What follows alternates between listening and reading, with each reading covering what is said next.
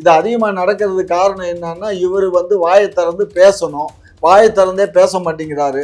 இவர் வாயை திறந்து பேசினா தானே பயப்படும். நாங்கள் மட்டும் அன்னைக்கு போலீஸ் துறை யார் கண்ட்ரோலில் இருக்கு கேட்டிங்கல்ல? சிஎம் கண்ட்ரோலில் தானே இருக்கு. சிஎம் என்னாச்சு உங்க கண்ட்ரோலில் இருக்க போலீஸ், இத்தனை குற்ற செயல்கள் நடக்குதே அப்படின்னு கேட்டீங்கல்ல? சிஎம்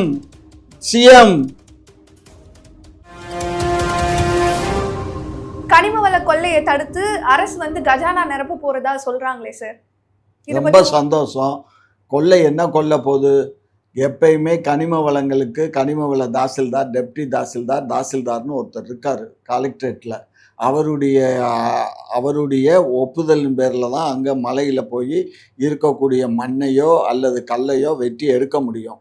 அதுவும் அனுமதிக்கப்பட்ட இடத்தில், அரசு அனுமதிக்கப்பட்ட இடத்தில் ஜீவோ போடணும். ஜீவோ போட்டு இந்தந்த இடங்கள்லாம் அனுமதிக்கப்பட்டிருக்கு, இந்தந்த இடங்கள் எல்லாம் வந்து தனியாருக்கு குத்தகைக்கு விடலாம், இல்லை அரசே இதை வந்து எடுத்து நடத்தலான்னு அவங்க ஒரு சட்ட வடிவம் கொண்டு வருவாங்க. அப்போ ஏற்கனவே அரசு மணல் வியாபாரம் பண்ணுச்சு, ஞாபகம் இருக்கும்னு நினைக்கிறேன் உங்களுக்கு. அப்போ அரசு என்ன பண்ணும், ஒரு 3 அடி ஆழத்தில் இருக்கக்கூடிய மண்ணை பூரா எடுத்து கொண்டு வந்து ஒரு இடத்துல குமிச்சுட்டு ஒரு யூனிட்டுக்கு இவ்வளோ ரேட்டுன்னு சொல்லி அவரே ரசீது போட்டு கொடுத்துருவார். யார்? கனிம வள தாசில்தார். அதை கொண்டுட்டு போய் அங்கே காட்டி பணத்தை கட்டிட்டு அவங்க மணலை வாங்கிட்டு போயிட்டு இருந்தாங்க. அது அரசு இதில். தனியாருக்கு கொடுக்கும்போது அவங்க 3 அடி தோன்றதுக்கு பதில் 30 அடியை கூட தோண்டி போடுறானுங்க. அதை அப்பப்போ கண்டுக்க வேண்டிய தாசில்தார்களும் அதிகாரிகளும் கைவிட்ட வாங்கிக்கிட்டு அவனுங்களை தோண்ட விட்டானுங்க. அது நடக்காமல் இருந்தாலே நமக்கு கொஞ்சம் வந்து பிரச்சனை இல்லாமல் இருக்கும். பார்ப்போம் இந்த அரசு என்ன பண்ணுதுன்னு பார்ப்போம். எல்லா அரசும் இதில் ரொம்ப கவனமாக செலுத்துறதா தான் சொல்கிறானுங்க. கனிம வள கொள்ளைகளை நாங்கள் தடுத்து நிறுத்தணும் இதே திமுக அரசும் சொல்லுச்சு. திமுக அரசில் ஒரு 10% நடந்துச்சு. அதிமுக ஜெயலலிதா அம்மா பீரியடில் நடந்தது தான் கொள்ளையோ கொள்ளை. அந்த அம்மா வந்து கம்ப்ளீட்டாக வைகை மேட்டூர் டேம் அந்த இது இருக்க காவேரி பாசான வரக்கூடிய அந்த ஆற்றுல பூரா மணல் அள்ளி இந்த சசிகலா அம்மா தலைமையில் கம்ப்ளீட்டாக அள்ளிட்டாங்க. அவங்க அள்ளினதான் பெரிய அள்ளு. அதுக்கப்புறம் அவங்க ஆட்சி நடந்த இந்த 10 ஆண்டு காலத்துலேயும் அள்ளிவிட்டாங்க. அதுக்கப்புறம் இவங்க ஆட்சிக்கு வந்ததுக்கப்புறம் மணலை அல்லாமல் என்ன பண்ணாங்க, கல் கோரிகளில் இருந்து வரக்கூடிய அந்த கோரி ட்ரஸ்ட்ல இருந்து ஒரு விதமான இது, அதுக்கு பேர் வந்து ஏதோ ஒரு மண்ணிட அதை வந்து தயார் பண்ணுறாங்க. அதாவது கல்லை உடைச்சி எடுக்கிறாங்க, மணல் மாதிரி எடுக்கிறாங்க. இப்போ அதுதான் வந்து உபயோகப்படுத்திகிட்டு இருக்காங்க. ஆற்று மணல்லாம் இப்போ ரொம்ப ரேரு. ஆற்று மணல்லாம் ஒரு யூனிட்டே இன்றைக்கி 20,000 30,000 போகுது. அவ்வளோ காசு கொடுத்து வாங்கி யாரும் வீடு கட்டுறதில்ல. அதனால் எம்சாண்டு இதுக்கு பேர். இந்த எம்சாண்டு தான் இப்போ வாங்கி எல்லாம் உபயோகப்படுத்துகிறாங்க. பூச்சுக்கு மட்டும்தான் கொஞ்சம் மணலை வாங்கி பூசுகிறாங்க. அதுலேயும் கூட இப்போ மணல் பூசாமலே வீடு கட்டுற அளவுக்கு அந்த இதை ஒட்டிடுறானுங்க, பேப்பர் இதெல்லாம் ஒட்டி பூசாமலே அவங்க இது பண்ணிக்கிறாங்க. ஸோ அதனால் இது வந்து வரவேற்கிறோம். அதே சமயத்தில் இது கரெக்டான முறையில் இருந்தால் போதும். ஏன்னா இது அவங்க கட்சிக்காரன் எப்படி தான், அதாவது ஏதாவது ஒரு வழியில் கட்சிக்காரன் ஏதாவது செஞ்சு தான் ஆகணும். ஒன்றும் இந்த மாதிரி ஜிம்முக்கு வர்ற பொண்ணுகள்கிட்ட அநியாயமாக நடந்துக்கிறான், ரோட்டில் போகிற கடைக்காரங்கிட்டையும். இப்போ ஏற்கனவே வந்து மாமூல் கேட்க ஆரம்பிச்சிட்டாங்க. தாவேகா தொண்டர்களும் அவருடைய நிர்வாகிகளும் போய் டாஸ்மாக் கடையில் ரேஷன் கடையில் போய் மாதம் எனக்கு 3000 ரூபா கொடுக்கணும்னு மிரட்டியிருக்கேன் அந்த வட்ட செயலாளர். அந்த பொண்ணு போலீஸில் கம்ப்ளைண்ட் கொடுத்து அது சிரிக்குது. இதெல்லாம் என்ன, இவர் கட்சி தொண்டர்களை அடக்கி வைக்க சொல்லுங்க. எங்கள் ஆட்சியில எல்லாம் இப்படி நடந்துச்சுன்னா அவனை கட்சியை விட்டு உடனே நீக்கிடுவோம். எவனையும் கட்சியில் வச்சுக்க மாட்டோம். அதுக்காகத்தான் நாங்கள் பல திட்டங்களை போட்டுட்டோம். இப்போ எதுவுமே வந்து ரேஷன் கடையில் தவறான முறையில் பண்ணவே முடியாது. நாங்கள் வந்து கைரேகை வைக்கணும், இல்லைன்னா கண்ணுடைய இது வைக்கணும். அப்படி தான் வச்சு அதுக்கப்புறம் ரசீது போட்டு தான் சரக்கு வெளியில் போகணும், இல்லைன்னா போகாது. அப்ப இது வரைக்கும் நீங்க பண்ண ஆட்சி ரொம்ப பெர்ஃபெக்ட்டா இருந்தது. எங்களுடைய ஆட்சி 100% குற்றமே கிடையாது. 100%. ஆமா, நான் என்ன சொல்றேன், கருப்பட்டிலையும் கல் இருக்கும். கருப்பட்டி இருக்குல்ல, அதுல கூட லேசா மண்ணு கல் இருக்கத்தான் செய்யும். எங்க ஆட்சி வந்து 99 விழுக்காடு நல்ல ஆட்சி. 1 விழுக்காடு அங்கும் இங்கும் ஏதோ தவறு நடந்திருக்கலாம். நடந்திருக்கலாம். அதை வந்து நான் மறுக்கிறதுக்கு இல்லை. அடுத்தது நீங்க சொன்ன மாதிரி கர்நாடகா தண்ணீர் விடுறதுல வந்து உபரி நீர் மட்டும்தான் விடுறாங்க. இதற்கான தீர்வு நம்ம தமிழ்நாட்டுக்கு தண்ணீர் கிடைக்கணும். இதற்கான தீர்வா நீங்க என்ன சொல்ல வரீங்க ஐயா? வேற ஒண்ணுமே பண்ண முடியாது. இப்பதான் நடுவர் மன்றம் அமைச்சிருக்கு. நடுவர் மன்றத்துல போய் முறையிடணும். நடுவர் மன்றமும் அத செய்ய தவறும் பட்சத்துல நம்ம சுப்ரீம் கோர்ட்டுக்கு தான் போகணும். வேற என்ன பண்ண முடியும்? வேற ஒண்ணும் பண்ண முடியாது. நம்ம என்ன கத்தி கப்படாவ எடுத்துட்டு போய் சண்டையா போட முடியும்? அதெல்லாம் போட முடியாது. நம்ம தமிழ்நாட்டுல டாம்ஸ் கட்டலாம். புது புது விஷயங்கள்லாம் பண்ண ஆரம்பிக்கலாம் இல்லையா? டேம் கட்டி எங்க போய் டேம் கட்டுவீங்க? ஏற்கனவே இருக்கிற டேம் தண்ணி வர்றதுக்கே வழி இல்ல. இன்னும் புதுசா டேம் கட்டி அதுக்கு கொண்டுட்டு போய் ஒரு 50,000 கோடி 1,00,000 கோடியை செலவு பண்ணி டேமை கட்டி அதுல போய் உழுது பயிர் பண்ண போறீங்களா? மழை நீரை நம்ம சேகரிக்கலாம் ஐயா. அதுக்கான திட்டங்கள் எது பண்ணலாம். மழை நீரை சேகரிக்கலாம். மழை நீரை சேமிப்பு திட்டம் வந்து ஜெயலலிதா அம்மா ஆட்சி காலத்துல ஒரு திட்டம் கொண்டு வந்தாங்க.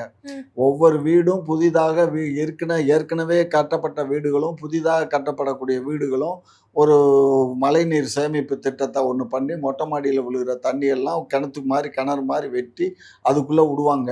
இப்போ எங்கள் அப்பார்ட்மெண்ட்லாம் நிறைய இருக்குது. ம். அதனால எங்களுக்கு தண்ணீருக்கு தட்டுப்பாடே இருந்ததில்லை. ம். தண்ணீர் தட்டுப்பாடுனா என்னன்னே தெரியாது. எங்கள் அப்பார்ட்மெண்ட்டில் ம். Chitra apartment okay. எங்களுக்கு தண்ணி தட்டுப்பாடுனா என்னன்னு தெரியாது. தண்ணிக்கு நாங்கள் விலை கொடுத்து வாங்கலை. ம். அந்த அளவுக்கு எங்களுக்கு தண்ணீர் வசதி இருக்குது. குடிக்கிற தண்ணி கூட காசு கொடுத்து வாங்குறது குடிக்கிற தண்ணீர்லாம் நாங்கள் வாங்குறதில்ல. ஏன்னா நாங்களே அதுக்கே வந்து நாங்கள் ஆர்ஓ போட்டிருக்கீங்க. போட்டிருக்கோம். சரிங்க ஐயா. ஐயா, இப்ப தொடர்ந்து பாலியல் குற்றங்கள் நடந்துகிட்டே இருக்கு. கடந்த 24 மணி நேரத்துல 9 பெண்களுக்கு, சிறுமிகளுக்கு பாலியல் வன்கொடுமை நடந்திருக்கு. சோ இத பத்தி நீங்க என்ன சொல்றீங்க? இதெல்லாம் எப்படி தடுக்கலாம்? இதெல்லாம் நடக்காம இருக்க இந்த தாவேக அரசுக்கு நீங்க என்ன வலியுறுத்துறீங்க? ஐயோ, அவங்க வந்து ஆக்ஷன்லாம் எடுத்துக்கிட்டே தான் இருக்காங்க.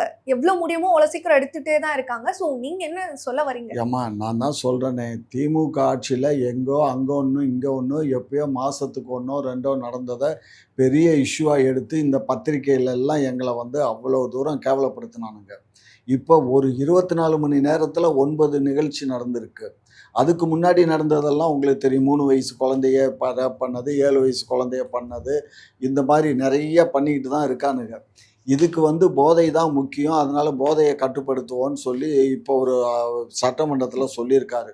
மாவட்டங்கள் தோறும் போதையை வந்து கட்டுப்படுத்துறதுக்கு நடவடிக்கை எடுக்கப்படும். கவர்னர் அவர்களே சொல்லியிருக்காங்க, போன ஆட்சியை விட இந்த ஆட்சி பரவாயில்ல. போன ஆட்சியில வந்து எந்த ஒரு அந்த அளவுக்கு ஒரு தீவிர நடவடிக்கை எடுக்கல. ஆனா இந்த ஆட்சி வந்து புது ஆட்சி வந்ததுக்கு அப்புறம் 717 மதுக்கடைகளை மூடி இருக்காங்க. தொடர்ந்து தீவிரமா நடந்துகிட்டு தான் இருக்கு பணி அப்படின்னு சொல்லிட்டு இருக்காங்க. ஏமா ஒப்பிடும் போது இது பரவாயில்லன்னு சொல்றாங்களையா? ஆக்ஷன் இருமா, நடக்குது. சொல்றத கேளுமா. ரொம்ப கூப்பாடு போடாத. 717 கடைகள் மூடி இருக்கோம் அப்படின்னு சொல்லி கவர்னர் உரையை எழுதி தயார் பண்ணி கொடுக்கறது யாரு? விஜய் அரசு. விஜய் அரசு என்ன தயார் பண்ணி கொடுக்குறாங்களோ அதை வாசிக்கிறது தான் கவர்னருடைய வேலையை தவிர, கவர்னர் அதை மீறி ஏதாவது ஒரு வார்த்தையை சொன்னதுனால தான் ஏற்கனவே பழைய கவர்னர் வந்து திமுக ஆட்சியில் 2 முறை வந்து சட்டமன்றத்திலேருந்து வெளிநடப்பு பண்ண வச்சோம். புரியுதுங்களா? ஆகையினால அதெல்லாம் ஒன்றும் பண்ணாது. இதில் விஜய் வந்து சொல்றது வந்து ஏற்புடையது அல்ல. எங்களுடைய ஆட்சியை காட்டிலும் அதிகமான அவல நிலை ஏற்பட்டு இருக்கு. இதுக்கு வந்து 6 மாதம் கேட்பாரா? 24 மணி நேரத்தில் தமிழகத்தில் 9 குற்றங்கள் நடந்திருக்கு. இதை தடுக்காம இருக்கிறதுக்கு இல்லை இதை தடுத்து நிப்பாட்டுறதுக்கு 6 மாதம் டைம் கேட்டாருன்னா அப்ப என்ன ஆட்சி இது? இல்ல உடனே ஆக்ஷன் எடுத்து அரெஸ்ட் பண்ணிட்டாங்களே போக்சோ ஆக்ட் கீழ. ஏமா போக்சோ ஆக்ட்ல காரியம் நடந்த பின்னாடி தானே பண்ணீங்கன்னு சொல்லி எங்க ஆட்சியில கேட்கலையா? நீங்க அறிவு கட்டதனமா கேட்டீங்க அன்னைக்கு மாத்திரம். குற்றம் நடந்த பின்னாடி தானே கைது பண்ணீங்க. குற்றம் நடக்கிறதுக்கு முன்னாடி ஏன் தடுக்கலைன்னு கேட்டீங்கல்ல. இப்பதான் நாங்க ஆட்சிக்கு வந்த உடனே நாங்க பெண்களுக்கு எங்குமே குற்றம் நடக்காத அளவுக்கு நாங்க ஆட்சி சீரமைப்போம், சிங்கப்பெண் திட்டம் நாங்க ஏற்படுத்துவோம் அப்படின்னு சொல்லி சிங்கப்பெண் திட்டத்தை வர டிக்ளேர் பண்ணீங்கல்ல. இப்ப என்ன ஆச்சு? சிங்கப்பெண்ணுகள்லாம் இருக்காங்கல்ல, அந்த பெண்கள்லாம் என்னாச்சு? ஏன் போற போக்க பார்த்தா அசிங்கம்மா. நீ ஏமா கேவலப்படுத்துற? 24 மணி நேரத்தில் 9 பொண்ணுகளுக்கு இந்த மாதிரி தப்பு நடந்திருக்கு அப்படின்னு சொன்னா, ஏமா ஒரு கட்சிக்காரன் அவன் கட்சியில் இருக்கவன் அங்கே ஜிம்முக்கு வர்ற பெண்ணுகள்கிட்ட தப்பா நடந்திருக்கான், கடைசியில் ஓடி போயிட்டா. 2வது ஒரு கட்சிக்காரன் ஒரு போலீஸையே அடிச்சிருக்கான், 2 பேர் சேர்ந்து. அந்த போலீஸ் விரட்டி பிடிச்சாலும் ஒருத்தனை பிடிச்சாச்சு, ஒருத்தன் ஓடி போயிட்டான். இந்த நிலையெல்லாம் எங்கம்மா இருந்துச்சு சொல்லுங்க? எந்த ஒரு திமுக ஆட்சியில் அன்னைக்கு தெரியாம ஒரு பாவலரை ஏதோ தட்டிவிட்டான் அப்படிங்கிறதுக்கோ அடோடோடோடோடோ அதை போட்டு போட்டு போட்டு போட்டு காட்டினாங்க. புரியுதா? இப்ப இதெல்லாம் என்னவா? களவாணி நாய்கள். நீங்க ஒரு விஷயம் புரிஞ்சுக்கோமா, எல்லா ஆட்சியிலையும் எல்லாரும் எல்லாம் தாமா இருக்காங்க. எங்க ஆட்சியில் இருந்தவங்களை எல்லாம் நாடு கடத்தி கப்பல் ஏத்தி கொண்டு போய் அந்தமான் தீவு உங்க ஆட்சியில அடைச்சாச்சா? தவறுகள் நடந்திருக்கல. அதை தாண்டா ஒத்துக்கோங்க. நான் தான் சொல்றேனே, அந்த எங்க ஆட்சியில நடந்த தவறு செஞ்ச அதிகாரிகள் எல்லாம் ம். இல்ல துப்பாக்கியை வச்சு சுட்டாச்சா, இல்ல இப்போ கழுவு மரம் ஏத்தியாச்சா? இப்ப உங்க ஆட்சி வந்த உடனே புதுசா எல்லாத்தையும் நியமிச்சிட்டீங்களா? அப்பதான் மாத்துனீங்களா? அங்க இங்க அங்க இங்க லெஃப்ட் ரைட்டுன்னு மாத்துனீங்களே. இந்த சிட்டி கமிஷனரா இருக்கவரு அநியாயம் பண்றாரு, அக்கிரமம் பண்றாரு, அவர் தான் எங்களுக்கு வந்து பெர்மிஷனே கொடுக்கல, கூட்டம் நடத்த, அப்படி இப்படி அப்படின்னு எல்லாம் தலைவிரி கோலமா ஆடுனீங்களே. இப்ப கொண்டுட்டு போய் அவரை சிடி சிபிஐடி உடைய டிஜிபி ஏடிஜிபியா போட்டிருக்கீங்களே. இப்ப அவரு இப்ப எப்படி நல்ல பொறுப்பு தானே கொடுத்துருக்கீங்க. அப்ப இதுல இருந்து உங்க வயசு என்ன தெரியுது? எல்லா அதிகாரிகள் எல்லாம் ஒன்றும் இங்க இருக்கலாம் அங்க இருக்கலாம், அவ்வளவுதான். இடம் தான் மாற்ற முடியுமே தவிர அவரை வீட்டுக்கு போக சொல்ற அளவுக்கு உங்களுக்கு ஒன்றும் கிடையாது அதிகாரம். ராயப்பன்னு ஒருத்தர் இருந்தார் ஒரு காலத்துல, கலைஞருடைய ஆட்சி காலத்துல. அவரை சஸ்பெண்ட் பண்ணதுக்கே பெரிய இஷ்யூ ஆச்சு. சுப்ரீம் கோர்ட் எல்லாம் வந்து சிஎம்முக்கு கேள்வி எல்லாம் கேட்டாங்க. அதனால யாரையும் வந்து நம்ம பண்ண முடியாது, புரிஞ்சுக்கோங்க. அதனால எல்லா ஆட்சியிலையும் எல்லாம் இந்த மக்கள் தான் இருந்தாங்க, இந்த அதிகாரி தான் இருந்தாங்க, இந்த குற்றங்கள் நடந்துச்சு. இப்ப அதிகமா நடக்குது, அவ்வளவுதான் விஷயம். இது அதிகமா நடக்கிறதுக்கு காரணம் என்னன்னா, இவர் வந்து வாயை திறந்து பேசணும். வாயை திறந்தே பேச மாட்டேங்கிறாரு. இவர் வாயை திறந்து பேசினா தானே பயப்படும். நாங்க மட்டும் அன்னைக்கு போலீஸ் துறை யார் கண்ட்ரோல்ல இருக்கு கேட்டீங்கல்ல? சிஎம் கண்ட்ரோல்ல தானே இருக்கு. சிஎம் என்னாச்சு? உங்க கண்ட்ரோல்ல இருக்க போலீஸ் இத்தனை குற்ற செயல்கள் நடக்குதே அப்படின்னு கேட்டீங்கல்ல? சிஎம் இப்போ 24 மணி நேரத்துல 9 குற்ற செயல் நடந்திருக்கு. இதுக்கு என்ன சிஎம் சொல்றீங்க? நான் கேட்கவா? அதான் கேட்டுட்டீங்களே. என்ன இதை கேட்டாச்சு? இதெல்லாம் அக்கிரமம் அடாத்து. அதாவது எல்லாமே இங்க பாருங்க. இப்ப வந்து ஒண்ணு பண்ணணும்டா. நான் சொல்றது அதுதான். இந்த யூடியூப், ரெண்டாவது எல்லாமே இப்ப நம்ம பேசுறது யூடியூப் தான். யூடியூப்ல வல்கர் இல்லாம இருக்கணும். அதே சமயத்துல வல்கரான படங்களும் வல்கரானது வந்து ஃபேஸ்புக், இன்ஸ்டாகிராமு, இந்த மாதிரி இதுகள்லாம் முன்னாடி ஒரு டிக்டாக்னு வந்து இப்ப டிக்டாக் போகுது. இந்த மாதிரி இதுகளை எல்லாம் வந்து தடை பண்ணணும். ரீல்ஸ் இதெல்லாம் வந்து தடை பண்ணிடணும். அதை தடை பண்ணினா தான் பெண்கள் வந்து இதை 100க்கு 90 விழுக்காடு வந்து பெண்கள் தான் ரசிச்சு பார்க்குறாங்க. ஆண்களை காட்டிலும் பெண்கள் தான் இந்த ரீல்ஸ் அது இதெல்லாம் ஆண்களும் பண்றாங்களே. ஆண்கள் வந்து பெண்கள் மாதிரி வேடம் அடைந்து அதுல வியூஸ் அள்ளுறாங்க. அவங்க வந்து தப்பான வழியில தானே. ஏமா நான் என்ன சொல்றேன், இருபாலருமே பண்றாங்க. இதை தடை பண்ணுங்கிறேன். இதை நான் என்ன சொல்றேன், இதை தடை பண்ணுங்க. தடை பண்ணி ரெண்டாவது வந்து இன்னொரு விஷயம் கூட நான் படிச்சேன். இந்த குழந்தைகள் வந்து அடிக்ட் ஆயிட்டாங்கிறான். எதுல? மொபைல பாக்குறதுல சிறு குழந்தைகள் அடிக்ட் ஆயிட்டாங்க. அதனால தாய் சாப்பிடலைன்னா மொபைலை காமிச்சிட்டு சோத்தை விட்டுறோம், அதுவே தப்புங்கிறாங்க. இந்த மாதிரி செயல்கள் எல்லாம் நடக்கக்கூடாது.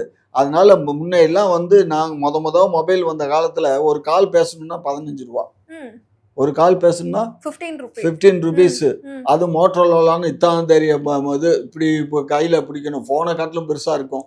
அவ்வளோ பெரிய இதெல்லாம் வந்துச்சு. அதுக்கப்புறம் அப்படியே வந்துச்சு. நோக்கியா அது போட்டான், சின்ன இது பண்ணா இது பண்ணா பலது பருவி இன்னைக்கு வந்து சாம்சங்கு, ஆப்பிள்னு சொல்லி இன்னைக்கு என்னென்னமோ ஆமா என்னென்னமோ கொண்டுட்டு வந்தவன் பூரா அதுக்குள்ள கொண்டு வச்சுட்டானே.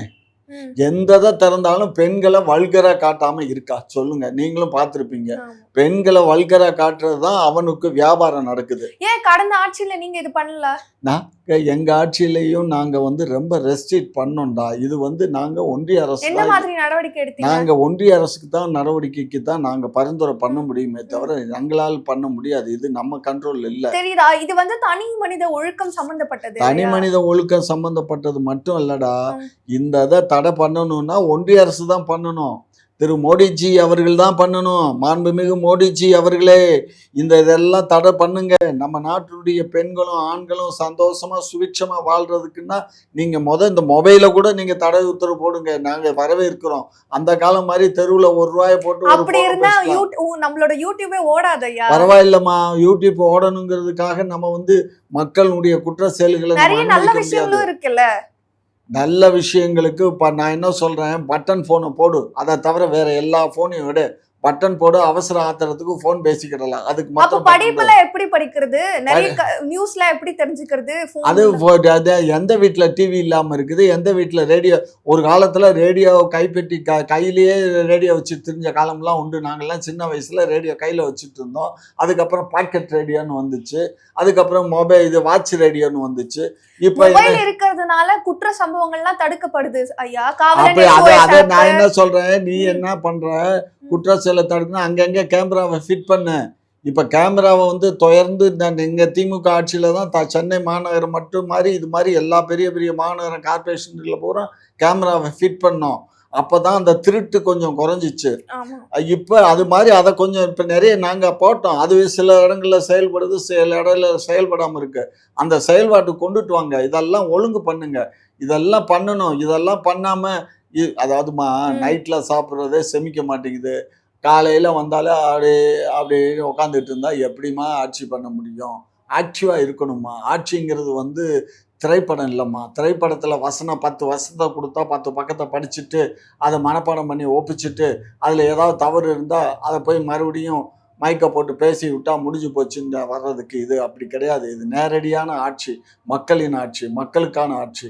இவர் மக்கள்கிட்ட என்னென்ன மாதிரி சொன்னாரோ நம்பிகளுக்கு இந்த நண்பனும் நண்பிகளும் பண்ற அநியாயம் அட்டுழியம் தான் பெருசா இருக்குதே தவிர வேற ஒன்றும் இல்லை. எங்க ஆட்சி காலத்துல நேரங்கட்ட நேரத்துல பீச்சுக்குள்ளேயே ஆணும் பெண்ணும் வரக்கூடாதுன்னு எல்லாம் நாங்க யாருமே வரக்கூடாதுன்னு சொன்னோம். ம். இப்போ அப்படி இல்லை. இப்போ போய் பாருங்க, பீச்சில் எல்லாம் கொடையை வச்சுக்கிட்டு இருக்குங்க, இல்லை துப்பட்டாவை போட்டுக்கிட்டு ரெண்டும் உட்காந்து பேசிட்டு இருக்குங்க. இது இது இது எங்க இந்த கலாச்சாரம் எங்க பரவி இருக்கு? யோசிச்சு பாருங்க. அது அப்போத்துல இருந்தே இருக்குதா ஏம்மா ஐயா? இங்க பாருமா, இது இன்னைக்கு இல்லம்மா. ஆமா. கல் தோன்றி மண் தோன்றா காலத்தில் பெண் தோன்றி ஆண் தோன்றிய காலத்துல இருந்து இருக்கு. ம். இல்லைன்னு நான் மறுக்கல. ம். ம். ஆனா அது கட்டுப்பாடு ஒண்ணும் இல்லடா. நான் என்ன சொல்றேன், திரைப்படத்துல தான் இது அதிகமா இருக்கு. சென்சார் போர்டு ஒன்றிய அரசு கண்ட்ரோல்ல இருக்கு. சென்சார்ல இது போன்ற வல்கர் சீன்களை எல்லாம் கட் பண்ணணும்.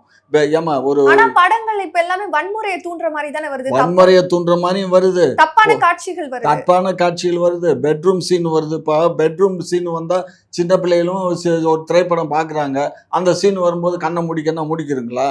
இல்ல அதுக்குதான் மூவி அப்படின்னு சொல்லி குடுக்குறாங்களே சர்டிபிகேட். சர்டிஃபிகேட் கொடுத்தாக்கா போதுமா? திரையரங்கில் சர்டிஃபிகேட் படி தான் போய் வயசு என்ன, உயரம் என்ன, பஸ்ஸில் சில தியேட்டர்கள்ல அதை செக் பண்றாங்க, சில தியேட்டர்கள்ல பண்ண மாட்டேங்கிறாங்க. பண்ண மாட்டாங்க. அது தியேட்டரில் தானே. அதுக்கப்புறம் அது ஓடி இது யூடியூப்பில் முந்தா நாள் ரிலீஸ் ஆன ஒரு படம் யூடியூப்பில் பார்த்தேன். யார் நம்ம ஜெயராம் ரவி இல்லை, இவர் ஜெயராம்னு ஒருத்தர் இருக்கார்ல, அவர் இந்த இதில் கூட ராஜராஜ சோழன்ல ஒரு இதாக நடிச்சிருப்பார், ஒரு கூணு விழுந்த மாதிரி ஆக்ட் பண்ணார் ஒரு நடிகர். அந்த நடிகர் நடித்த படம். அதுவும் அந்த இந்த பொண்ணு நம்ம தூரல் நின்று போச்சா, ஆமாம் ஏதோ ஒரு படம். அந்த அந்த பொண்ணு பேர் எனக்கு ஞாபகம் இல்லை. அந்த 2 பேரும் நடித்த படம். அந்த படம் பார்த்தீங்கன்னா இப்போ தான் ரிலீஸ் ஆச்சு. 15 நாள் 20 நாள் ஆகுது. அது யூடியூப்லேயே வந்துருச்சு. காசு கட்டி பார்த்தாலும் பரவாயில்ல, யூடியூப்லேயே போட்டு விட்டான். ஸ்கிரீன் எப்படி இருந்தது? குவாலிட்டி HD குவாலிட்டி எல்லாம் குவாலிட்டி எல்லாம் SD குவாலிட்டியில தான் போகுது. என்னடானா விளம்பரத்துக்காக போட்டாங்களாம். எப்படி? வியூஸ்க்காக. எல்லாம் அயோக்கியத்தனமா அந்த படத்துல. அது வந்து சிரிப்பு படம் தான். அது ஒன்றும் வேற படம் இல்லை. ஆனா சிரிப்பு படத்திலேயே அது என்ன சொல்லுவேன், நான் எதை சொல்லுவேன், ரொம்ப ரொம்ப மோசமா இருக்கு. உடுப்போம். மேட்டூர் அணியில 114 அடி முன்னாடி இருந்தது ஐயா. ஆனா இப்போ இன்றைய சூழல்ல 79 அடியாக குறைந்து இருக்குது ஐயா. இதற்கான நடவடிக்கை என்ன எடுக்கலாம் ஐயா? அதைத்தாம்மா நான் சொல்றேன். இப்போ தண்ணீர் திறக்க முடியல. இப்போ வந்து நம்ம வந்து குறுவை சாகுபடிக்கு வந்து நாற்று ஈர்த்து பாவணும். இப்போ நாற்று பாவனா தான் இப்போ ஜூலை இப்போ ஜூன் மாதம், ஜூலை மாதம் ஒரு 30 நாள் நாற்று வளரும். நாற்று வளர்ந்ததுக்கப்புறம் ஜூலை லாஸ்ட்டு ஆகஸ்ட்டு மாதங்களில் வந்து நடவு நடுவாங்க. ஸோ அப்போ வந்து நமக்கு ஆகஸ்ட்டு, செப்டம்பர், அக்டோபர், நவம்பர் மாதத்தில் நமக்கு அறுவடைக்கு வரும். இப்போ அதுக்கு வேலை இல்லாமல் போயிடுச்சு. இப்போ பொய்த்து போச்சு, மழையும் பொய்த்து போச்சு. டேம் பகுதியில் மழை இல்லை. மேற்கு தொடர்ச்சி மலையில் மழை பெய்யுது. பட் ஆனால் இந்த நமக்கு குடவன் ஆறு அந்த இது தலைக்காவேரிங்கிற இடத்துல மழை இல்லை. ஆகையினால டேமில் தண்ணி வரல. இந்த சூழ்நிலையில் நம்ம 5 ஆண்டு காலத்தில் நல்லா பார்த்துக்கோங்க. 5 ஆண்டு காலம் திராவிட முன்னேற்ற கழக ஆட்சியில் ஜூன் மாதம் 12ஆம் தேதி டேம் திறக்கப்பட்டது. தண்ணீர் இருந்தது. இதுதான் முதல் முறையாக இப்போ தண்ணீர் இல்லாமல் வறண்டு கிடக்கு. புரிஞ்சுக்கோங்க. ஒரு மனிதனுடைய நல்ல எண்ணம் படைத்த ஒரு மனிதன் ஆட்சிக்கு வந்திருந்தா எல்லாம் நன்மை நடக்கும். தவறான நபர்கள கையில ஆட்சி போனதுனால மழையும் பொய்த்து போச்சு, டேமும் பொய்த்து போச்சு. சரி, இது அரசாங்கத்துக்கு சொல்றீங்க. மக்களுக்கு நீங்க என்ன சொல்றீங்க? எப்படியெல்லாம் தண்ணீரை சேவ் பண்ணலாம் அப்படின்னு? மக்களுக்கு தண்ணீர சேவ் பண்ணாம அதுக்காக குளிக்காம இருப்பானா? இல்ல குடிக்காம இருப்பானா? இல்ல வேற எதுவும் கழுவ வேண்டியத கழுவாம இருப்பானா? இதெல்லாம் நடக்கத்தாம்மா செய்யும். ம், யாருமே நம்ம தமிழகத்து மக்கள் வந்து நீரின் மீது தீரா பற்று கொண்டு இல்ல. ம், அவங்க வந்து தண்ணீர வந்து தெய்வமா போற்ற நாடு தான் நம்ம ம், நாடு. ம், இப்ப டேம்லயே கூட தண்ணி திறந்தா பூவ போடுறோம். அவங்களுக்கு மரியாதை பண்ணி தான் நம்மளே அமைச்சர் பெருமக்களே அந்த மாரி தான் தண்ணீய திறக்கிறோம். அதனால தண்ணீருக்கு வந்து நம்ம தலை வணங்குறோம். ம், தண்ணீர் இல்லைன்னா ஒண்ணும் இல்ல. மற்ற பேர்லாம் வந்து எங்க இதுல தண்ணி பிரச்சனை இல்லைங்கிறதுக்காக 4 பக்கெட் 5 பக்கெட் தண்ணியில குளிப்பான். நான் 1 பக்கெட் தண்ணியில தான் குளிப்பேன். ம், எங்க வீடுகள்லயே மொத்தமே நாங்க தண்ணி ரொம்ப சிக்கனமா தான் செலவு பண்ணுவோம். ம், ஏன்னா தர்த்திரம்பான். ம், அதிகமா தண்ணி செலவு பண்ணா அந்த வீடு தர்த்திரம் அடையும்பான். அது மாரி நாங்க தண்ணீர் அதிகமா செலவு பண்ண மாட்டோம். அது மாரி ஒவ்வொரு மக்களும் இன்னைக்கு அப்படிதான் இருக்காங்க. ம், அதனால தமிழகத்து மக்கள் தண்ணீரை வந்து அவங்க ரொம்ப வீணாக்குறதே இல்ல.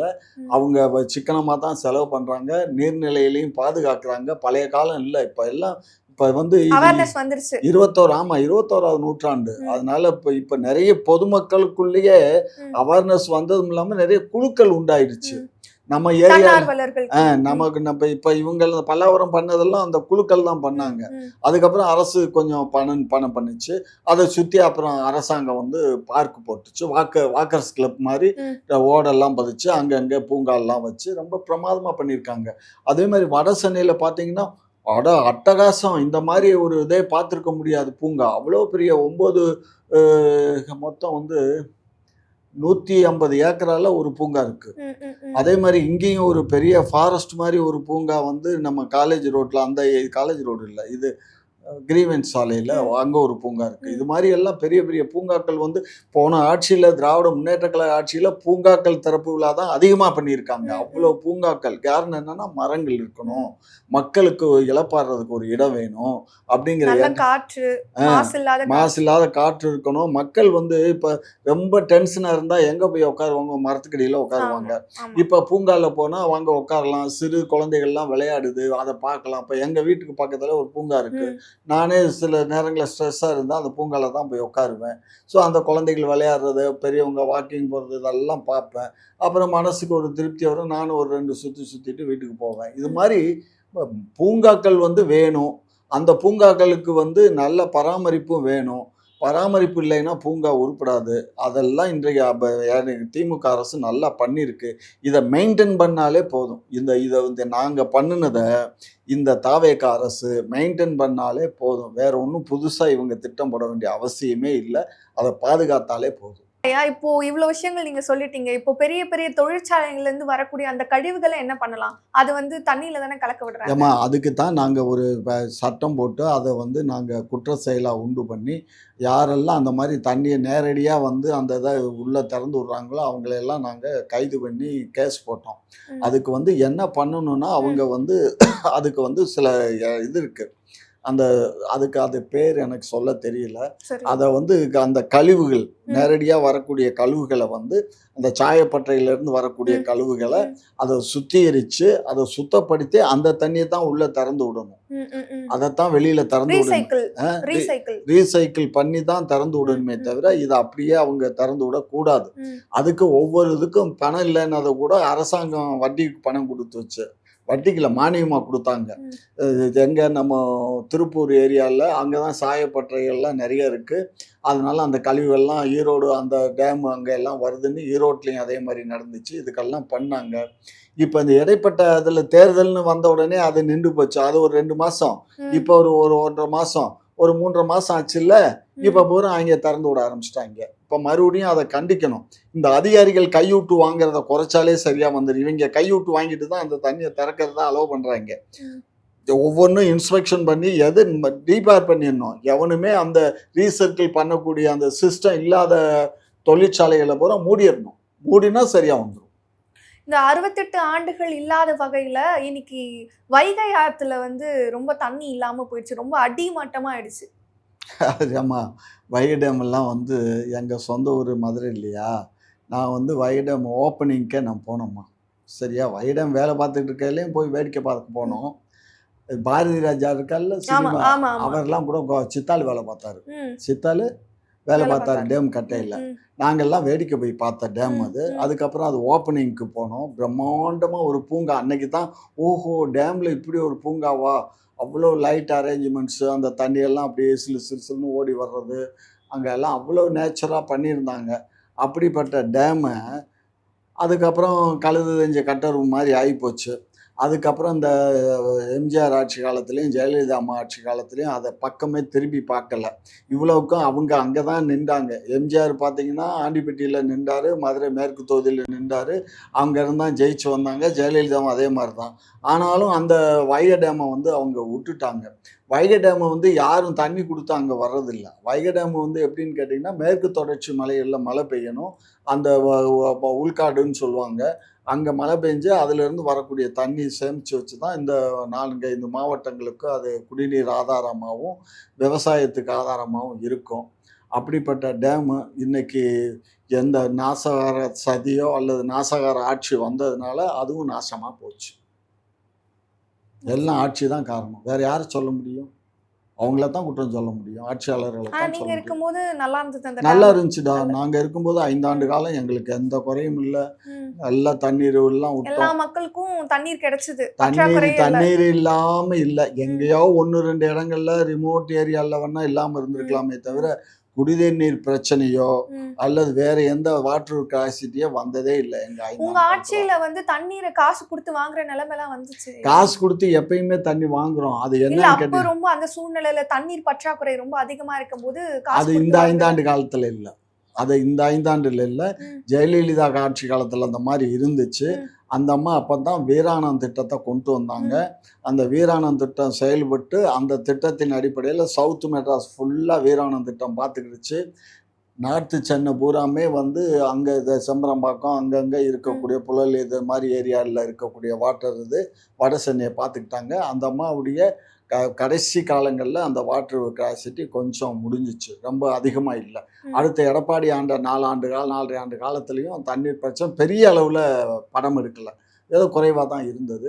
எங்க ஆட்சியில அத நாங்க நிவர்த்தி பண்ணோம். நாங்க நிவர்த்தி பண்ணோம்னா, எங்களுடைய திறமையின் மட்டுமல்ல, மழையும் வந்தது. அந்த தண்ணீர சேமிக்கிறதுக்கும் பல வழிகள நாங்க வழிகள். உண்டு பண்ணோம். ம் அந்த பல வழிகள உண்டு பண்ண காரணத்தினால தண்ணீர் பிரச்சனை வரல. ஏன்னா சிட்டியில வந்து 1,00,00,000 மக்கள் இன்னைக்கு இருக்கான். 1,00,00,000 மக்களுக்கு ஒரு நாளைக்கு தேவையான தண்ணி எத்தன லட்சம் லிட்டர் வேணுங்கிறது உங்களுக்கு தெரியும். ம் கோடி லிட்டர், அதாவது குறைஞ்சபட்சம் 10,00,00,000 லிட்டராவது ஒரு நாளைக்கு வேணும் தண்ணீர் இங்க. அது இருந்தா தான் சமாளிக்க முடியும். அந்த அளவுக்கு தண்ணீர் வசதி இப்ப இருக்கு நமக்கு. இவ்வளவுக்கு ஏன்னா கடல் பக்கத்துல இருக்கு. கொஞ்சம் டெப்த் போனீங்கன்னா உப்பு தண்ணி வந்துரும். ஸோ கொஞ்சம் ஒரு 20 அடி, 25 அடிக்குள்ள போர் போட்டா தான் அந்த தண்ணிய தான் எடுத்து யூஸ் பண்ண முடியும். அது கீழ போட்டா உப்பு தண்ணி தான் வரும். அதனால பல விஷயங்கள் இருக்குடாம்மா. இப்ப வந்து நமக்கு அந்த பிரச்சனை குடிநீர் பிரச்சனை இப்ப இந்த இயர் சென்னைக்கு வராதுன்னு எதிர்பார்க்கிறேன். ஏன்னா, இப்ப சென்னையில வந்து அடுத்தடுத்து மழைகள் வருங்கிற மாரி போடுறான். அப்படி மழைகள் வந்துட்டா போதும். இப்ப ஏற்கனவே இடையில பேஞ்ச மழையில கொஞ்சம் நமக்கு தண்ணீர் கொஞ்சம் ஒரு 10 டிஎம்சி, 15 டிஎம்சி தண்ணீருக்கு ஸ்டாக் இருக்கு. அதுவும் போக இன்னொன்னு நமக்கு என்னன்னா, எ த திராவிட முன்னேற்ற கலைஞர் ஆட்சி காலத்துல ரூ. 200,00,00,000 புட்டபர்த்தி சாய்பாபா குடுத்தாங்க. அதுக்கு முன்னாடி வந்து நம்ம என்டிஆர் உடைய சீஃப் மினிஸ்டரா இருக்கும்போது கலைஞர் அவரோட பேசி, அப்பதான் தெலுங்கு கங்கை திட்டம்னு ஒண்ணு உண்டு பண்ணி, அந்த தெலுங்கு கங்கை திட்டத்தின் மூலமா குடி தண்ணீருக்காக நம்ம ஆந்திராலருந்து, கிருஷ்ணா வாட்டர்ல நதியிலருந்து தண்ணீர கொண்டுட்டு வர்றோம். இப்ப அந்த தண்ணீரும் நமக்கு வந்துகிட்டு இருக்கு. அதனால சென்னைக்கு வாட்டர் ப்ராப்ளம் இருக்காது. உங்க ஆட்சியில எந்த பிரச்சனையும் இல்ல, நல்லா போச்சுன்னு சொல்லியிருக்கீங்க. இப்ப தாவேக அரசு மேல ரொம்ப குற்றச்சாட்டுகள் வைக்கிறீங்க. இப்ப இவங்களுக்கு நீங்க என்ன சொல்ல வரீங்க? இன்னும் இதெல்லாம் டெவலப் பண்ணலாம், நல்லா இருக்கும். நாங்க இதெல்லாம் எதிர்பார்க்கிறோம் அப்படின்ற மாரி சொல்லுவீங்கல்ல? இல்ல டெவலப் பண்றது ஒரு பக்கம் இருக்கட்டும். ஏற்கனவே முந்தைய அரசு செஞ்சதையாவது செவ்வனே செஞ்சா போதும். ம். நாங்க செஞ்ச ஏற்கனவே இந்த ரூ. 1000 குடுக்கறத இவரு பேசாம ரூ. 1000யோட அறிவிச்சுட்டு நிப்பாட்டியிருக்கணும். ரூ. 2,500ன்னு சொன்னாரு. இந்த மாசம் ரூ. 2,500 போட்டாரா? போடலைல்ல. ரூ. 1000 தானே போட்டாரு. அப்போ எதுக்கு நீ சொல்லணும்? வாய் வீணா வாய் புண்ணா போச்சா? வாய் புண்ணா போச்சா? ரூ. 2,500 தர்றேன்னேன். 8 சிலிண்டர் தர்றேன்னேன். தாய் மாமன் சீரு 1 பவுன் நகை, இப்போ குழந்தை பிறந்தா மோதிரம், தாய் மாமன் சீரு, பட்டுப்புடவை, தரமான பட்டுப்புடவை குடுப்பேன்னேன். பெண்களுக்கு எல்லா இடங்களிலும் வந்து போய் வர்றதுக்கு ஏசி பஸ் இன்க்ளூடிங் ஃப்ரீ இதுன்னு சொன்னேன். இன்னைக்கு கூட அறிக்கை விட்டுருக்கீங்க ஏசி பஸ் வாங்குங்கன்னு. ரொம்ப சந்தோஷம். ஏசி பஸ் வாங்கினா மட்டும் பத்தாது. அந்த பஸ்ஸை ஃப்ரீயாக ஓட்டுனா இப்போ வந்து லாஸு ஒரு ஒரு இதில் வந்து இப்போனா ரூ. 5 லாஸ் ஆகுதாம். 1 கிலோமீட்டருக்கு இப்போ டிரான்ஸ்போர்ட் இப்போ இயக்கிறதுலையே ரூ. 5 லாஸ் வருது. இந்த ரூ. 5 லாஸு டிக்கெட் போடாமல் ஓட்டினா அது எவ்வளோ வரும்? ஒரு கிலோமீட்டருக்கு ரூ. 5ன்னா ஒரு 1000 750 கிலோமீட்டர் இங்கேருந்து நாகர்கோவில். அப்போ 750 × 5 பெருக்குங்க எவ்வளோ ஆச்சு? இது இப்போ அதுவே வந்து பெண்கள்லாம் வந்து இலவசமாக பயணிச்சாங்கன்னு வச்சுக்கோங்க. இந்த ரூ. 5 ரூ. 50 ஆயிடும். அல்ல ரூ. 100 வந்துடும் கிலோமீட்டருக்கு. அப்படி ரூ. 100 கிலோமீட்டருக்கு ஆனால் அப்போ எவ்வளோ ஆச்சு? ஒரு ஒரு ஒரு பஸ்ஸுக்கே லாஸு. இல்லை சார், நீங்கள் இப்போ இவ்வளோ திட்டங்கள் வந்து சொல்கிறீங்க இல்லையா? இந்த திட்டங்கள்லாம் கொண்டு வரதுக்கு பணம் பற்றாக்குறையாக இருக்கே. ஏன்னா போன ஆட்சியில் நீங்கள் நிறைய கடன் வாங்குறதா சொல்லியிருக்காங்கல்ல. ஏம்மா போன ஆட்சியில் நாங்கள் கடன் வாங்கினோம். நாங்கள் தான் இன்ஃப்ராஸ்ட்ரக்சர்ஸு எங்களுக்கு வந்து ஒன்றிய அரசு ரிசர்வ் பேங்க் ஆஃப் இந்தியா இவ்வளோ தான் கடன் வாங்கலான்னு சொல்லியிருக்கான். நல்லா விளக்கமாக தான் சொல்கிறேன். விளக்கமாக அடித்து தான் சொல்கிறேன். நல்லா கேட்டுக்கோங்க. முந்தைய அரசு நாங்கள் வாங்கினது 5 கோடி கடன் வாங்கியிருக்கோம். இந்த 5 கோடி கடன் வாங்கினது ஏற்கனவே 2,13,000 கோடி வந்து நாங்கள் வட்டி கட்டியிருக்கோம். அதுக்கப்புறம் உள்ள 3,00,000 கோடியில் வந்து நாங்கள் இன்ஃப்ராஸ்ட்ரக்சர்ஸ் நிறைய டெவலப் பண்ணியிருக்கோம். நாங்கள் என்னென்ன இன்ஃப்ராஸ்ட்ரக்சர்ஸ் டெவலப் பண்ணியிருக்கோங்கிறத நாங்கள் பட்ஜெட்லேயே இவ்வளோ பணம் இவ்வளோன்னு செலவு பண்ணியிருக்கோம். நாங்கள் கொடுத்துட்டோம். ஏற்கனவே உங்களுக்கு சந்தேகம் இருந்ததுன்னா போன பட்ஜெட்டை பிப்ரவரி மாதம் நாங்கள் தாக்கல் பண்ண பட்ஜெட்டை எடுத்து படித்து பாருங்கள். எவ்வளோ கடன் வாங்கியிருக்கோம், எவ்வளோ கடன்லேருந்து எவ்வளோ செலவு பண்ணியிருக்கோங்கிற லிஸ்ட்டு நாங்கள் கொடுத்துருக்கோம். அது தவிர உங்களுக்கு வேணும்னா தனிப்பட்ட முறையில் தகவல் அறிவு உரிமை சட்டத்துக்கு எழுதி முந்தைய ஆட்சி 5 ஆண்டு காலத்தில் என்னென்ன இதெல்லாம் செஞ்சாங்க, ஒவ்வொரு மாதமாக என்னென்ன டெவலப்மெண்ட் செஞ்சாங்கன்னு கேளுங்க. ஒரு 5000 பக்கத்துக்கு அவங்க கொடுப்பாங்க. பணத்தை கட்டினீங்கன்னா அவங்க ஜெராக்ஸ் எடுத்து அனுப்பிச்சி கொடுத்துருவாங்க. படித்து பாருங்கள். அதெல்லாம் செய்யாமல் எல்லாமே அது சொத்தா இது சொத்தா அது நொத்தா இது நொத்தா. இங்கே பக்கத்தில் இருக்கக்கூடிய ஆந்திராவில் போய் கிராமங்களை பாருங்கள். இன்றைக்கி தமிழ்நாட்டினுடைய கிராமங்களை பாருங்கள். நீங்கள்லாம் சின்ன பிள்ளையில் ஒன்றும் வேண்டாம். இப்போ நீங்கள் இருந்து வர ஏரியாவே நீங்கள் ஒரு ஸ்கூலுக்கு போயிட்டு இருக்கும்போது அந்த ஏரியா எப்படி இருந்தது, இன்றைக்கி அந்த ஏரியா எப்படி இருக்குது, அந்த ரோடுகள்லாம் அன்னைக்கு எப்படி இருந்தது, இன்றைக்கி உங்கள் தெருக்கள்லாம் எப்படி இருக்குது பாருங்கள். இதெல்லாம் வளர்ச்சிடா. ஒரு 5 ஆண்டுக்கு முன்னாடி வளர்ச்சின்னா சந்தோஷம் தானே ஐயா? ஆமாம் சந்தோஷம் தான். ஆனால் அதை நாங்கள் வந்து ஏதோ சுட்டுட்டோன்னுலாம் பேசுறீங்க. நான் என்ன சொல்கிறோம், அந்த பணத்தை நாங்கள் மக்களுடைய சேவைக்கு தான் நாங்கள் செலவு பண்ணுறோம். கட்சிகள்லாம் உங்க மேல விமர்சனம் வைக்கிறதும் அதுதான், மக்களும் அதை தானே சொல்றாங்க. ஏமா மக்கள் உண்மையை தானே அட சொல்றாங்க. நீங்கள் ஒரு விஷயம் நீங்கள் நல்லா புரிஞ்சுக்கோங்க. அதாவது ஒரு பொய்யை கோயப்பல் சும்மா ஒரு பொய்யை வந்து 100 முறை வந்து அதை உண்மை மாதிரி பேசுனா அது உண்மை ஆயிடாது. பொய் தான்.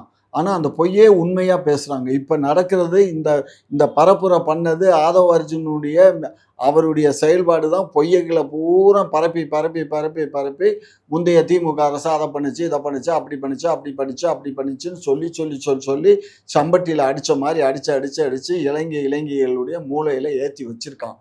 அது உண்மை அல்ல. இது எல்லாம் வேணும்னு இதெல்லாம் செட்டப். நான் அன்னைக்கும் சொன்னேன், இன்னைக்கும் சொல்கிறேன். சினிமாவுடைய துணை நடிகைகளை வச்சு தான் இது பண்ண. அந்த ஒருத்தி வந்து சொன்னாலே எனக்கு வந்து எனக்கு என் புருஷனை காட்டிலும் எனக்கு விஜய் தான் பிடிக்குன்னு சொன்னாலே அவள் எனக்கு தெரிஞ்ச பொண்ணு தான். அந்த பொண்ணு சினிமாவில் வந்து எக்ஸ்ட்ரா ஆக்டர் தான். எக்ஸ்ட்ரா ஆக்டர்னா ஒரு தங்கச்சி ரோலு இந்த மாதிரி எல்லாம் நடித்த பொண்ணு தான் அந்த பொண்ணு தான் அது சொல்கிறான்.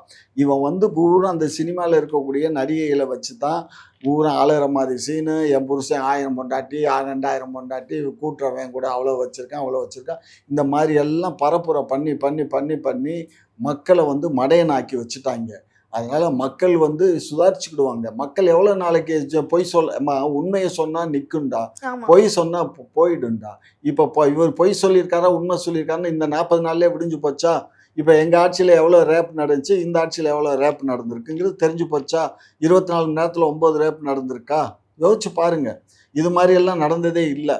ஆணவ கொலை எப்பயோ வருஷத்துக்கு 1 2 நடக்கும் சொல்லிட்டாங்கல்ல. இனிமே அதெல்லாம் பார்க்கலாம். ஆக்ஷன் எடுப்பாங்க. 24 மணி நேரம் நேற்று தான் முடிஞ்சிருக்கு. நேற்று முடிஞ்ச 24 மணி நேரம் தான் சொல்லியிருக்கேன். இன்னைக்கு என்ன நடந்திருக்கோ இப்போ பார்ப்போம். நான் இன்னைக்கு சாயந்தரம் என்ன வருதுன்னு பார்ப்போம். சரிங்களா? அதனால நல்லதே நினைப்போம், நல்லது நடக்கட்டும். இவர் நல்லாட்சி கொடுத்தாருன்னா இவரை நான் பாராட்டுவோம்மா. எனக்கு வந்து மக்கள் நலமாக இருக்கணும், மக்களுக்கான ஆட்சியாக இருக்கணுங்கிறதான் என்னுடைய நோக்கத்தை தவிர தற்கூரி ஆட்சியெலாம் இருக்கக்கூடாது. தற்கூரி ஆட்சி இருந்தால் நாடு தற்கூரித்தனமாக போயிடும். இப்போ வளர்ச்சி அடைஞ்சு வச்சுருக்கோம். ம். தமிழ்நாடு வந்து இந்திய அளவில் வந்து நம்ம ஜிடிபியில் வந்து செகண்ட் ரேங்கில் பெரிய அளவில் வளர்ச்சி அடைஞ்சு வச்சுருக்கோம். அந்த வளர்ச்சியை வந்து கெடுத்துடக்கூடாது. இப்போ நம்ம வந்து 13.66 விழுக்காடு 69 விழுக்காடு நம்ம உயர்த்தியிருக்கோம். ம். நீங்கள் பார்த்துக்கோங்க, அடுத்து இந்த ஒரு வருஷத்தில் இவங்க அதில் அட்லீஸ்ட் 1% கூடி இருந்தாங்கன்னா பெருமைப்படலாம். ம். ம். அதே மாதிரி வருவாயிலும் நம்ம செகண்ட் பிளேஸில் இருக்கோம். அதையும் இவங்க கூட்டிட்டாங்கன்னா பெருமை தான். அதனால் இப்போ வந்து பார்த்தீங்கன்னா அந்த தொழில்துறை அந்த அமைச்சர் ஏற்கனவே ஒன்றிய அரசு மாநில அரசு நம்ம பிளான் பண்ணி ஒன்றிய அரசு பிளான் பண்ணி அந்த கப்பல் கட்டும் தூத்துக்குடி கப்பல் துறைமுகத்துக்கு நம்ம அவங்க வாங்கின திட்டம் தான். அந்த திட்டத்துக்கு இப்போ இவங்க போய் ஸ்டிக்கர் ஒட்டி நேற்று பார்த்தீங்கன்னா முதலமைச்சர் அவங்களெல்லாம் உட்காந்து கூட பேசுகிறாராம்.